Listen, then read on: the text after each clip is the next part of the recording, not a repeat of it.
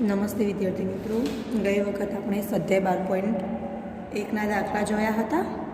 આજે આપણે જોઈશું સ્વાધ્યાય 12.2.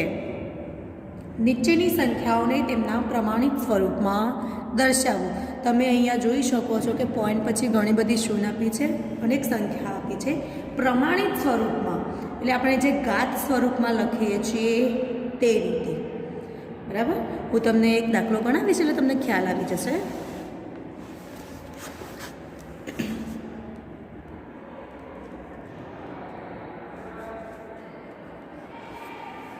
હવે જુઓ, તમને આપેલા છે 0.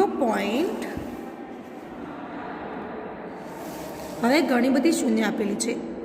1, 2, 3, 4, 5, 6, 7, 8, 9, 10, 11 શૂન્ય છે અને પછી છે 85. 1, 2, 3, 4, 5, 6, 7, 8, 9, 10, 11 અને પછી છે 85. હવે આને આપણે લખવું છે પ્રમાણિત સ્વરૂપમાં. પ્રમાણિત સ્વરૂપ એટલે જો અહીંયા આંકડો કયો છે 85 છે, બરાબર. 85 એટલે 8.5 ગુણ્યા 10ની. હવે જુઓ, આ રીતે 85 આપ્યા હોય તો તમારે પોઈન્ટમાં સંખ્યા દર્શાવે દેવાની. તો 8.5 ગુણ્યા, હવે 10ની કેટલી ઘાત થશે? તો આગળની શૂન્ય નહીં ગણવાની, ફક્ત પાછળની શૂન્ય ગણવાની. જુઓ, આ 1, 2, 3, 4, 5, 6, 7, 8, 9, 10, 11. અહીંયાથી પોઈન્ટ લીધો, 8ના પછી પોઈન્ટ લીધો છે એટલે 8ને ગણવાનું. 8ના પછી પોઈન્ટ આપણે અહીંયા લીધો છે એટલે 8ને ગણવાનો. તો 8 સુધી થશે 12. તો 10ની -12 ઘાત. -12 ઘાત કેમ થશે? તો શૂન્ય 85ની આગળ છે. કોઈ પણ સંખ્યાની આગળ શૂન્ય હોય તો ઉપર ઘાત આવશે માઇનસ. જો 85ની પાછળ શૂન્ય હોત તો ઘાત આવત પ્લસ. બરાબર. ફરીથી અહીંયા કોઈ પણ સંખ્યા હોય, 95 હોય તો આપણે અહીંયા લેવાના 9.5, 58 હોય તો 5.8, આ રીતે સંખ્યા લે. અને અહીંયા 85 છે તો 8.5. હવે આ શૂન્ય નહીં ગણવાની, પોઈન્ટ પછીની શૂન્ય ગણવાની. ક્યાં સુધી ગણવાની? જ્યાં સુધી આપણે પોઈન્ટ લીધો હોય ત્યાં સુધી. આપણે પોઈન્ટ 8 સુધી નથી લીધો, બરાબર. તો આ પહેલી શૂન્યથી 8 સુધીની કુલ કેટલી સંખ્યાઓ છે? 12. અને શૂન્ય બધી આગળ છે એટલે -12. જો બીજા નંબરનું 0. અહીંયા જુઓ શૂન્ય કેટલી છે? 1, 2, 3, 4, 5, 6, 7, 8, 9, 10, 11 શૂન્ય છે અને 942 છે. ફરીથી 1, 2, 3, 4, 5, 6, 7, 8, 9, 10 ને 11 શૂન્ય છે. પાછળ છે 942. પેલાના જેવું જ કરવાનું. 942 એટલે આપણે લેવાના 9.42 ગુણ્યા, અને પ્રમાણિત સ્વરૂપમાં લખીએ છીએ 9.42 કર્યા. પોઈન્ટ ક્યાંની કશાની પાછળ મૂક્યો? 9ની. તો આપણે કઈ સંખ્યાઓ ગણવાની? પોઈન્ટ પછીની સંખ્યાઓથી ચાલુ કરી 9 સુધીની તમામ સંખ્યાઓ ગણવાની. તો કેટલી થશે આપણે જોઈએ? 1, 2, 3, 4, 5, 6, 7, 8, 9, 10, 11 અને 12. 9 સુધી સંખ્યાઓ થઈ 12.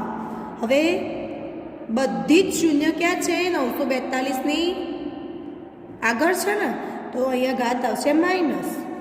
તો 10ની -12 ઘાત. ત્રીજા નંબરનો દાખલો. હવે જોવામાં અલગ છે. 602 છે, તમે જોઈ શકો છો. અને પાછળ કેટલી શૂન્ય છે? 1, 2, 3, 4, 5, 6, 7, 8, 9, 10, 11, 12, 13. તો આપણે લખીએ 602 પાછળ છે 13 શૂન્ય 1 2 3 4 5 6 7 8 9 10 11 12 ને 13 આપણે હમણાં કરીએ સંખ્યા છે 602 પાછળ બધી શૂન્ય છે તો અહીંયા આપણે લેવાનું 6.02 આ રીતે લખી દેવાનું જેમ 942 તો 9.42 અહીંયા 602 તો 6.02 ગુણ્યા કારણ કે પાછળ બધી શૂન્ય છે એટલે એને આપણે લખવાની જરૂર એને આપણે અહીંયા ઉપર શૂન્યને ઘાત સ્વરૂપે દર્શાવવાની હવે પોઈન્ટ પછીના બધા આંકડા ગણવાના તો 6 પછી પોઈન્ટ છે તો 6 ને ગણવાનો નહીં પોઈન્ટ પછીના જેમ અહીંયા પોઈન્ટ પછીના બધા દાખલા આપણે સંખ્યાઓ ગણતા હતા ને એ જ રીતે અહીંયા પોઈન્ટ પછીની બધી સંખ્યાઓ ગણવાની આંકડા ગણીશું 1 2 3 4 5 6 7 8 9 10 11 12 13 14 ને 15 કુલ સંખ્યા થાય છે 15 હવે જો આ બધી સંખ્યાઓ ક્યાં છે 602 ની પાછળની ભાગમાં એટલે ઘાત આવશે પ્લસ તો 6.02 ગુણ્યા 10 ની 15 ઘાત ચોથા નંબરનો 0 પોઈન્ટ જોવામાં કેટલી શૂન્ય છે 1 2 3 4 5 6 7 ને 8 શૂન્ય છે અને 837 1 2 3 4 5 6 7 8 અને 837 તો આપણે લખતા ટાઈમ 837 એટલે 8.37 ગુણ્યા 10 ની કેટલી ઘાત થશે તો પોઈન્ટ પછીની સંખ્યાથી શરૂ કરવાનું ગણવાનું તે 8 સુધી કારણ કે 8 પછી પાછો પોઈન્ટ આવી જાય છે 1 2 3 4 5 6 7 8 ને 9 હવે બધી જ સંખ્યાઓ 837ની આગળના ભાગમાં છે એટલે ઘાત આવશે -9 પાંચમો જો આમાં 3186 પછી કેટલી શૂન્ય છે 1 2 3 4 5 6 ને 7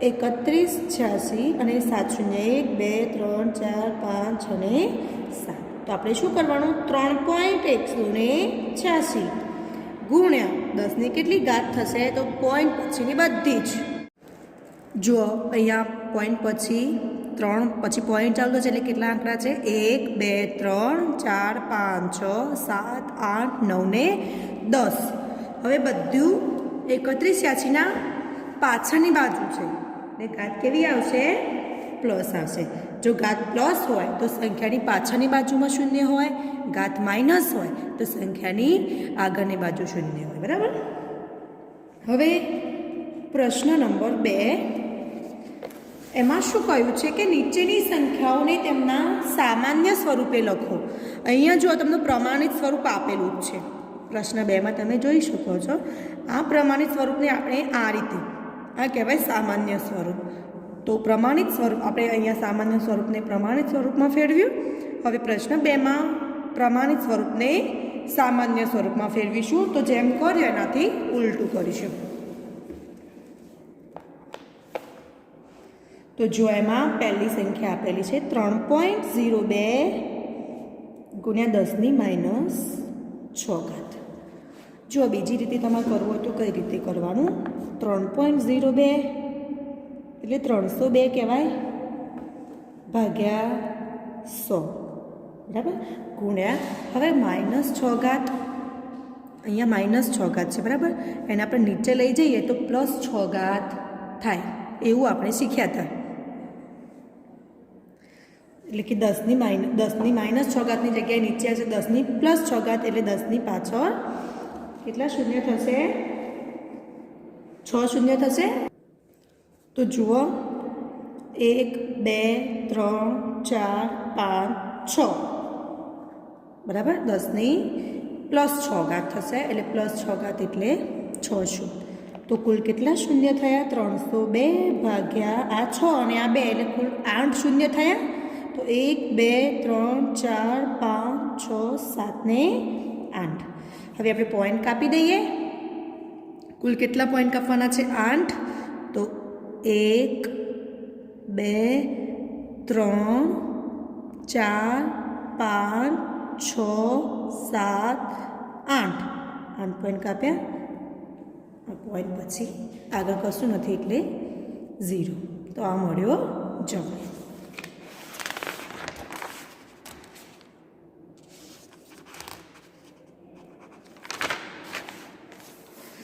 બીજા નંબરનો દાખલો એમાં છે 4.5 ગુણ્યા 10ની 4 ઘાત.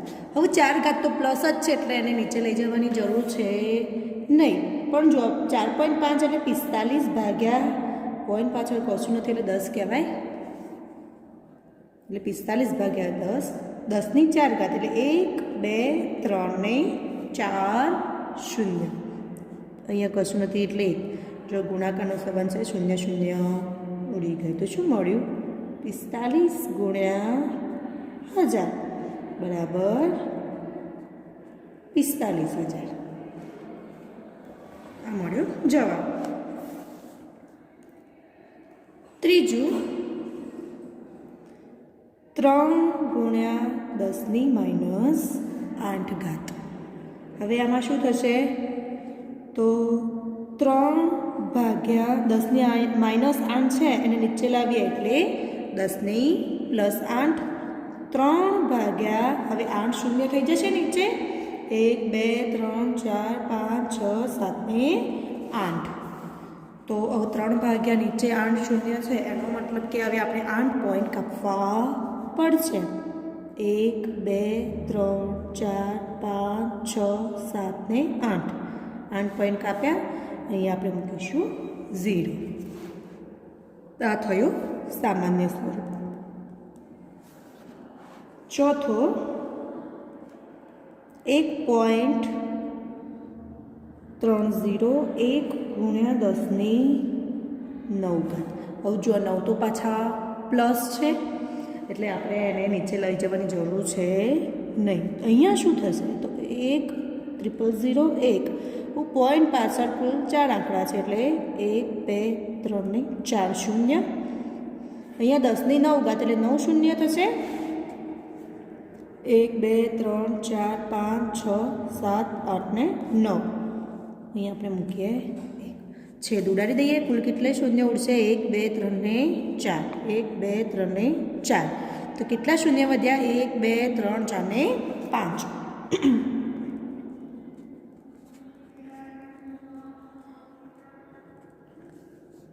હવે આ બંનેનો ગુણાકાર થઈ જશે તો શું થશે? પાછળ 5 શૂન્ય 1 2 3 4 ને 5. આ મળ્યો જવાબ. આની પાછળ આટલા શૂન્ય લગાવી દેવાના. ગુણાકાર કરશો એટલે આટલો જવાબ તમને મળી જશે. હવે પાંચમો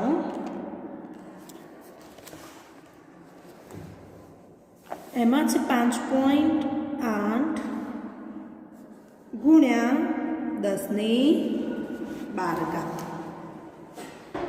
5.8 છે એટલે 58 ભાગ્યા પોઈન્ટ પાછળ એક આંકડો છે એટલે 10. હવે આ તો પ્લસ છે એટલે ઉપર જ રહેશે. 10ની 12 ઘાત એટલે 12 મીંડા થશે. 1 2 3 4 5 6 7 8 9 10 11 ને 12. શૂન શૂન ઉડી ગઈ તો 58 ગુણ્યા હવે 11 વધ્યા. એક ઉડી 12માંથી 1 મીંડું ઉડી ગયું એટલે 11 મીંડા. 1 2 3 4 5 6 7 8 9 10 ને 11. 58 ગુણ્યા હવે જો 11 મીંડા છે તો પાછળ 58ની પાછળ 11 મીંડા મૂકી દઈએ. ગુણાકાર કરીશું એટલે 1 2 3 4 5 6 7 8 9 10 ને 11. આ મળ્યો જવાબ. છઠ્ઠો 3.61 492 ગુણ્યા 10ની 6 ઘાત. હવે આ સંખ્યા ભેગી કરી દઈએ. 36 14 92 ભાગ્યા પોઈન્ટ પાછળ કેટલા આંકડા છે? 1 2 3 4 ને 5. તો 5 શૂન્ય થશે. હવે 10ની 6 ઘાત તો પ્લસ જ છે એટલે 6 શૂન્ય 1 2 3 4 5 ને 6 કશું નથી એટલે 1 ઉડી જશે. શૂન્ય ઉડી ગઈ, શૂન્ય ઉડી ગઈ, શૂન્ય ઉડી ગઈ, શૂન્ય ઉડી ગઈ અને શૂન્ય ઉડી ગઈ. શું વધ્યું? 36 14 92 ગુણ્યા 10. આ બંનેનો ગુણાકાર થાય એટલે 36 14 92 અને પાછળ આ એક શૂન્ય. પ્રશ્ન નંબર 2 પૂરો. હવે પ્રશ્ન નંબર 3. હવે જુઓ આમાં શું કહ્યું છે. તમને સંખ્યાઓ આપેલી છે અને પાછું કહ્યું છે કે આને પ્રમાણિત સ્વરૂપમાં ફેરવો, જેમ આપણે પ્રશ્ન 1માં કર્યું એ જ રીતે.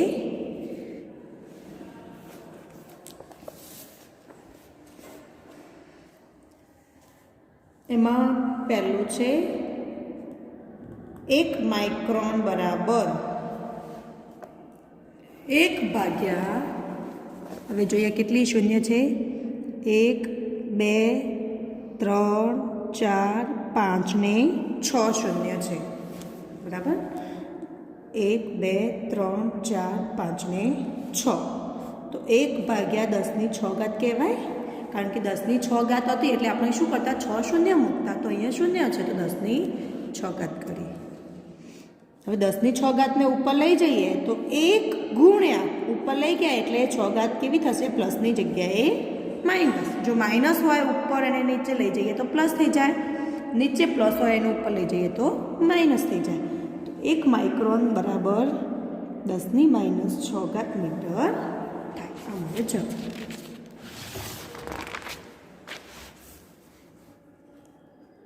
બીજું, હવે અહીંયા એક ઇલેક્ટ્રોનનો વીજભાર આપેલો છે. તમે જોઈએ આપણે અહીંયા કેટલી શૂન્ય છે, 0.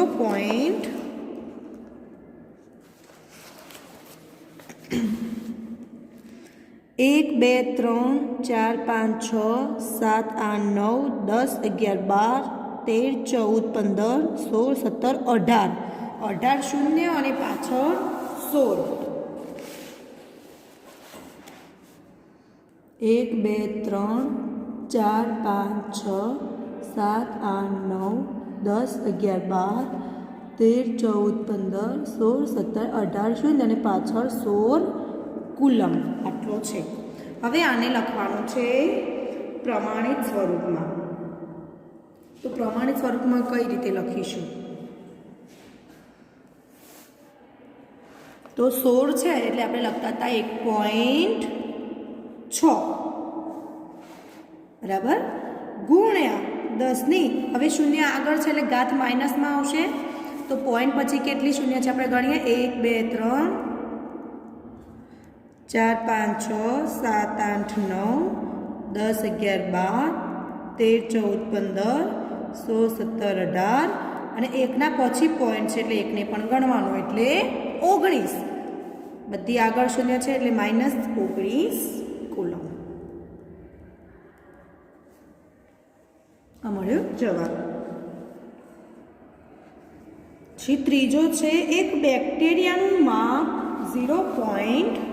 કેટલી શૂન્ય છે, 1 2 3 4 5 6. 1 2 3 4 5 6 અને 5 મીટર. આટલું માપ છે બેક્ટેરિયાનું. તો જુઓ અહીંયા સંખ્યા એટલી 5 છે, આપણે લખીશું 5.0. 5.0 એટલે 5 જ કહેવાય, આપણે 5.0 લખીએ.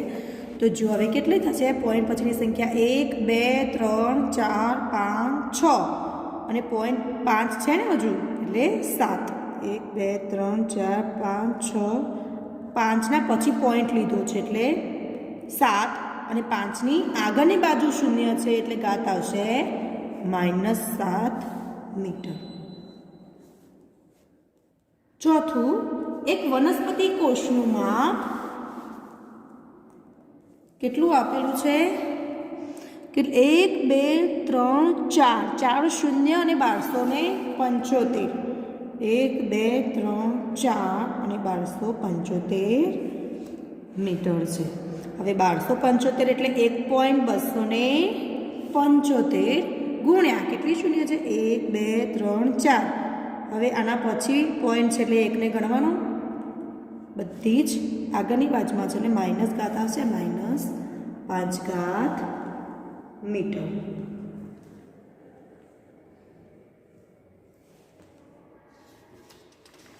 હવે એક જાડા કાગળની જાડાઈ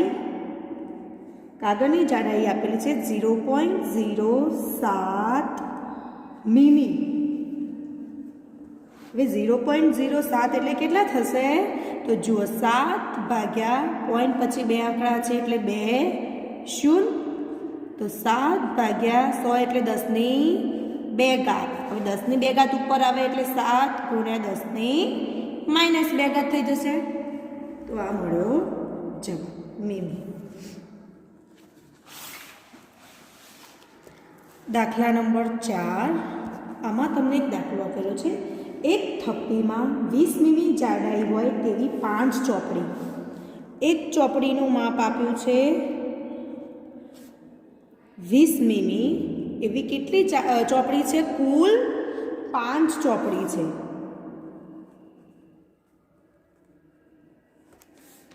અને 0.016 મીમી જાડાઈના 5 કાગળ. એક કાગળનું માપ છે 0.016 મીમી. એવા કુલ કાગળ છે 5. તો કુલ થપ્પી એની ઊંચાઈ શોધવાની છે. ઊંચાઈ એટલે શું થશે? જુઓ, 5 ચોપડી થશે, 1 2 3 4 અને 5. આટલી થશે ચોપડીઓ અને 5 થશે કાગળ. 1 2 3 4 ને 5 આ થશે કાગળ. બરાબર? આ રીતે આની ઊંચાઈ શોધવાની છે. તો સૌથી પહેલાં એક ચોપડી કેટલી છે એ આપી છે, તો એવી 5 ચોપડી કેટલી છે એ શોધીશું. પછી એક કાગળનું માપ આપ્યું છે તો એવા 5 કેટલા છે એ શોધીશું. પછી એમનો સરવાળો કરી દઈશું એટલે કુલ મળી જશે. તો એ લખીએ કે એક ચોપડીનું છે 20 મીમી માટે 5 ચોપડીની જાડાઈ કેટલા મીમી? 5 ગુણ્યા 20 20 × 100 મીમી. એનો મતલબ કે આ જે ચોપડી છે આ માપ આપેલું છે 100 મીમી ચોપડીઓનું. બરાબર? હવે કાગળનું શોધીએ. તો એક કાગળનું જાડાઈ છે 0.016 મીમી માટે 5 કાગળની કેટલા મીમી? 5 ગુણ્યા 0.016 તો કેટલા થશે? 5 ગુણ્યા 16 ભાગ્યા પોઈન્ટ પછી 3 આંકડા છે 1 2 ને 3.